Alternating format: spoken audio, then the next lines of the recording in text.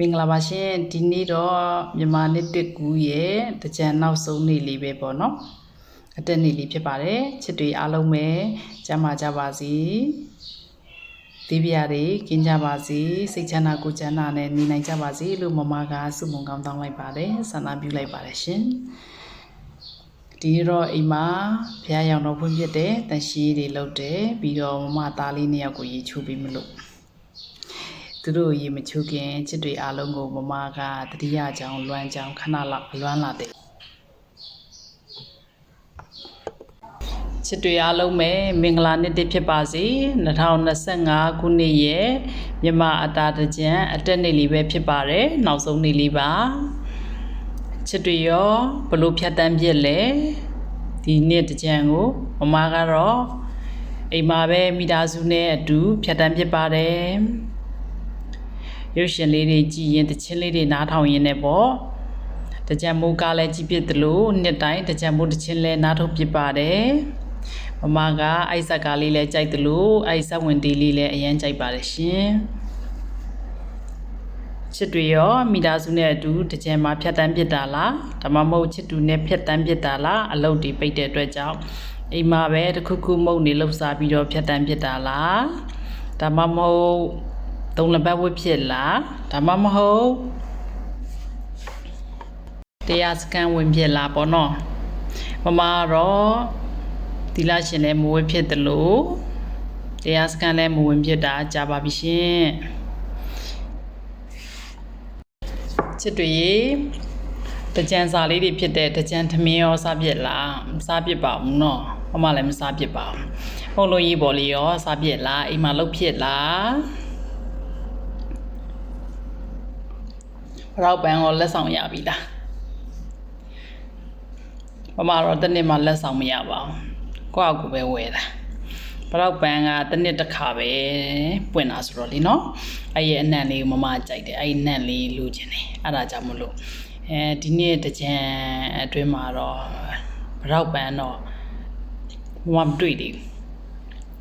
စီတစ်ခေါက်စီးသွားတယ်ဆိုလို့ရှိရင်တော့စီးထဲမှာတွေ့လို့ရှိရင်မမဝယ်ဦးမယ်ဘရောက်ပန်းအနံ့လေးကြိုက်တယ်မမချစ်တယ်ရောကြိုက်ရလားအနံ့ပဲကြိုက်တာနော်ပန်းနေဆိုရင်မပန်းတတ်ဘူးပန်းတာမကြိုက်ဘူးမပန်းဖြစ်ဘူးပေါ့မမပန်းတော့ကြိုက်တတ်တယ်ပန်းတော့မပန်းတတ်ဘူးမမကြိုက်ဆုံးပန်းကတော့မမတရုတ်စကားပန်းကြိုက်တယ်ပြီးတော့လက်ထပ်ပန်းကြာပန်းအဲ့ဒါလေးလည်းကြိုက်သေးတယ်နင်းစီဇဝါခင်လေးဆက်တုံမိုးကြိုပန်းစိတ်ပန်းပြစိတ်ဘလူးပန်းကန်းကောပန်းတပြေပန်းတောကပန်းနဲ့တစ်ခွပန်းနေလဲမမစိုက်ဖြစ်ပါတယ်အိမ်မှာအချို့ပန်းတွေကြတော့အဲ့အနံ့လေးတွေကြိုက်လို့ပေါ့နော်အနံ့မွေးတဲ့ပန်းလေးတွေရောစိုက်ဖြစ်တယ်ပြီးတော့အချို့အနံ့မမွေးတဲ့ပန်းတွေလည်းအယောင်လေးတွေလှလို့မမအယောင်တောင့်ဝင်ကြိုက်တယ်လीအဲ့တော့မမွေးတဲ့ပန်းတွေလည်းမမစိုက်ဖြစ်ပါတယ်အယောင်တောက်တောက်လေးတွေဆိုကြိုက်တယ်မာရိုမန္တလေးကျုံပတ်လည်မှာဆိုလို့ရှိရင်တပြေဘူတာတွေပေါ့နော်နေရာဒီဆိုတပြေဘူတာတွေပွင့်တာဝါထိန်နေရပဲရွှေမန်းမြို့လို့မပြောရအောင်နော်ရွှေရောက်လွမ်းနေတာအရန်လာတယ်ငယ်တုန်းကတော့ခရီးပန်းအနံ့လေးကြိုက်တူတူရှိခဲ့ဘူးတယ်ခရီးအခုတော့မကြိုက်တော့ပြီးတော့စပယ်ပန်းနဲ့ဇွန်ပန်းလည်းကြိုက်တူလူပဲငယ်တုန်းကတော့အခုတော့ကြိုက်တဲ့ထဲမှာမပါဘူးကြီးလာတဲ့အချိန်ကျမှကိုကအရွယ်ရောက်လာတဲ့အချိန်ကျမှဘယ်ဟာကြိုက်တယ်ကိုကတကယ်နှစ်သက်တယ်တကယ်ကြိုက်တယ်ဘယ်ရာလေးတော့ပူကောင်းတယ်ပူကြိုက်တယ်ဆိုတာသိလာတာငယ်တုန်းကတော့ဟိုကလည်းကြိုက်တယ်လို့ဒီဟာလည်းကြိုက်တယ်လို့နဲ့ပန်းလေးတွေလည်းအလိုပဲအစားတောက်ဆိုလည်းအလိုပဲအခုကျတော့ကိုကကြိုက်တယ်မကြိုက်ဘူးသိကြအောင်သိသွားပြီစကားပြောရင်နဲ့ပန်းနေဘက်ကိုရောက်သွားပန်းဥယျာဉ်ဘက်ကိုရောက်သွားတယ်တကြံကိစ္စလေးပြန်ဆက်ရအောင်နော်